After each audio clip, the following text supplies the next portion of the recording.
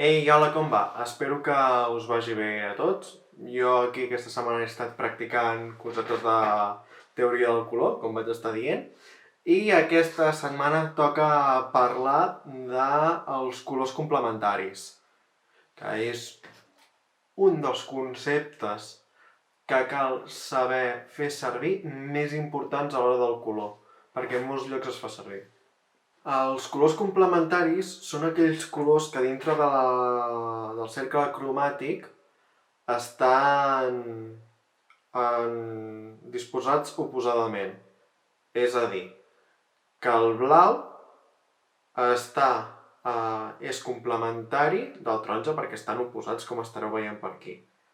El vermell dels magentes i, per exemple, el groc amb el lila. Podríem estar així, etc. Llavors us preguntareu, per què collons és important saber això? Què és el que els fa especials amb aquests colors?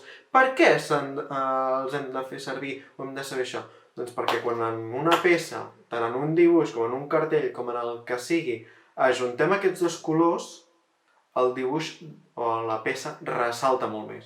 I si no mireu aquests cartells, fan servir la bàsica de blau i taronja i ressalten que flipes. De fet, és la que es fa servir moltíssim en cinema, perquè és de les coses que destaca més. A part d'això, els colors complementaris tenen una altra funció, que també és molt important, perquè abans, en el barroc, no es feia servir el negre, o pràcticament no es feia servir, a part de marcar una mica guies i ja està, no es feia servir. I llavors direu, sí, clar, una merda no feien servir el negre si hi ha tonalitats superfosques. Doncs per aconseguir aquestes tonalitats el que feien era barrejar colors complementaris. És a dir, si volien un fons que fos d'un negre càlid, doncs hi posaven molt de taronja i agafaven blaus. I anaven mesclant fins a aconseguir el color desitjat. I si no us ho creieu, agafeu colors de fusta i ho proveu. Amb els colors de fusta no queda exactament gris o fosc. Bueno, fosc sí, però no queda exactament gris. Però bueno, és normal perquè són colors de fusta i potser no teniu els materials adequats o etc. Però el cas és que funciona i podeu fer la prova. O sigui, bàsicament és una qüestió física de que les ones com que xoquen i s'anulen i llavors no surt color. I així és com funcionen els colors, no hi ha res més a dir amb això. I ara que ja us he explicat tota la teoria, o bastanta d'ella, les bases, doncs passaré a explicar els dos dibuixos que he estat fent durant aquesta setmana. El primer de tot és un petit exercici per anar provant temes de com funciona el color, per anar posant il·luminacions, etc. És un exercici molt bàsic, que no crec que m'hagi sortit massa bé, però bueno, m'ha anat bé per calentar. I després sí que he fet una il·lustració més treballada, més conscient, i anant més a el que jo volia. I ja està. Així que passem amb el primer exercici. El primer exercici, com podeu veure, he fet tot el que he anat explicant la setmana passada. Doncs he fet aquest perfil de l'Eren, fer il·lusió dibuixar-lo simplement, i a partir d'aquest dibuix he aplicat conceptes de colors complementaris, és a dir, he agafat dos colors, un lila i un verd, que es complementaven, i primer de tot he fet un cercle cromàtic, on els colors verds serien els colors de llum i el lila seria les ombres. Llavors, bàsicament he fet primer de tot el cercle, he anat variant, anat tocant, doncs, els colors que siguin més clars, doncs, que tinguin més lluminositat i menys saturació, els que siguin foscos, doncs, més saturació i més negre, fins a crear aquesta roda de color. I amb aquesta ha estat en el que he anat pintant. Llavors, bàsicament, he agafat el cap i l'he pintat del color base, que seria el lila, perquè he començat com amb el color clar. Amb el color fosc, perdó. Llavors, a partir d'això, he anat delimitant les zones on hi ha més llum o més foscor. i he anat aplicant doncs, el color verd o els colors liles depenent de com va la llum. És a dir, quan més clar sigui, o sigui, les zones que són més clares tindran el verd i les zones més fosques el lila. I ja està. Simplement això era un exercici molt... Ha estat un exercici molt simple, més que res per temptejar i anar experimentant a veure com funciona i com poder treballar amb els colors. O sigui, realment el resultat no és que sigui algo correcte, és més una pràctica. És com si ara agafo aquí, faig el dibuix d'una taronja per veure com es fan les ombres amb els colors complementaris, és el que havia dit abans. Però realment amb aquest dibuix tampoc tenia masses aspiracions, tampoc volia que fos aquí una peça super desenvolupada. Simplement volia practicar una mica, a veure com quedaven les coses, a veure si el que tenia al cap sortia bé i no m'acaba d'agradar el resultat, que és el que estareu veient ara, però com a mínim m'ha anat bé per anar escalfant motors i anar-me acostumant a veure com puc abordar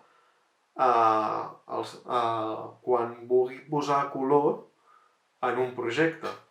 Llavors, si fa no fa, m'ha aclarat les coses, que era la funció que volia fer amb aquest petit exercici. Llavors, crec que fenomenal bé, com a mínim per fer-me un esquema mental de com poden funcionar els colors. Llavors, bé, senzillet i ja està. Així que ara passem al següent exercici. Aquest segon dibuix d'un samurai, com podeu estar veient, l'he enfocat d'una forma diferent. No l'he enfocat de la mateixa forma que l'exercici anterior. Primer de tot, el que he agafat ha estat escollir un color de la pell, que bàsicament ha estat aquest color carn, el qual serà el color base de la pell, i després he agafat un color, bàsicament l'he invertit, que a Photoshop invertir un color ve a ser transformar-lo en el seu complementari, que és el blau que estareu veient. Llavors, el que he fet ha estat aplicar aquests dos colors. Ja està, creant un color base per cada cosa, que es complementen entre ells i ressalten. Ja està. Llavors, a partir d'aquí, com continuarem? Doncs jo he continuat anar fent les ombres. Per fer les ombres, en comptes d'agafar gris o negre, cosa que fa molta gent i que queda bé, o sigui, al final el resultat és que quedi volum i quedi estèticament bé, en comptes de fer un gris, que és una tècnica, o fer-ho amb escala de grisos, que és una tècnica que segurament ja faré més endavant, ho he volgut fer amb colors complementaris, ja que estem parlant d'això, doncs això. I bàsicament les ombres de la carn he agafat un pinzell que és més tou, que bàsicament permet fer transparència, i l'he aplicat a tot el que seria la pell. He anat definint les ombres, a les zones de la cara on crec que hi ha més ombra, doncs ara per exemple aquí, si tingués la il·luminació que tinc ara, doncs d'aquí cap aquí ho pintaria amb el pinzell, diguem, blau, aquesta zona seria més blavosa perquè és més fosca que no pas aquesta d'aquí.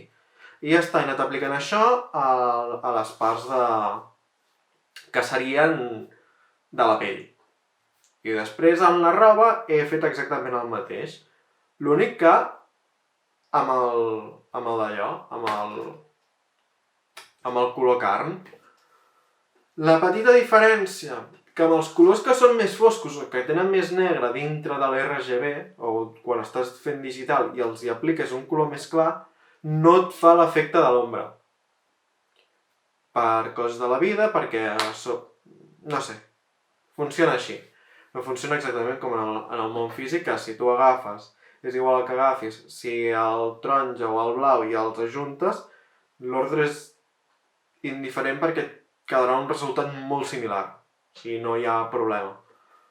La cosa que quan ho fas en digital, doncs sí que és com, per dir-ho d'una manera, com si agafessis un spray, pintessis la paret i després tornessis a pintar.